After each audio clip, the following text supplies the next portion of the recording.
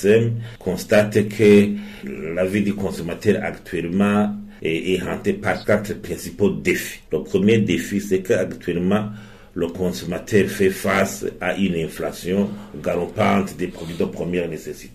Surtout une inflation alimentaire exagérée qui altère gravement le pouvoir d'achat et qui altère les conditions de vie, la qualité de vie de la population. Et même dans la récente publication de la lettre de politique monétaire, on a constaté que l'inflation alimentaire garde un poids au niveau des causes de l'inflation globale. Deuxièmement, c'est cette rareté des produits de première nécessité comme le sucre, et boissons, surtout les boissons Braroudi. Vous savez la place des boissons Braroudi dans la vie du consommateur burundais, l'eau, l'électricité, le carburant. Et cela fait que le consommateur est toujours victime d'une spéculation exagérée des vendeurs. Cela vraiment lui coûte cher au niveau des conditions de vie. Le troisième défi, c'est la prolifération des produits non contrôlés au niveau de la qualité.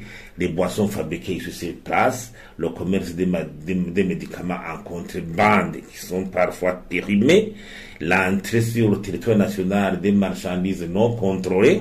Et donc tout cela fait que dans de telles conditions, le consommateur risque d'hypothéquer sa santé.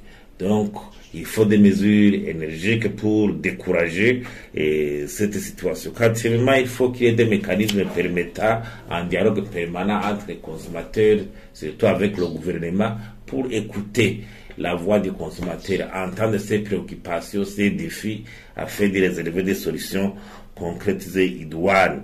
Et il faudrait par exemple que le gouvernement prenne des mesures concrètes pour la disponibilité sur le marché intérieur des produits de première nécessité et participer vraiment grandement dans la lutte contre l'inflation et en contrôle sérieux des produits entrant au Burundi et donc le contrôle des produits, surtout les boissons alcoolisées fabriquées ici sur place ou des jus, des boissons qui sont fabriquées sur place et qui n'ont pas de qualité requise et qui risquent de causer un préjudice à la santé publique.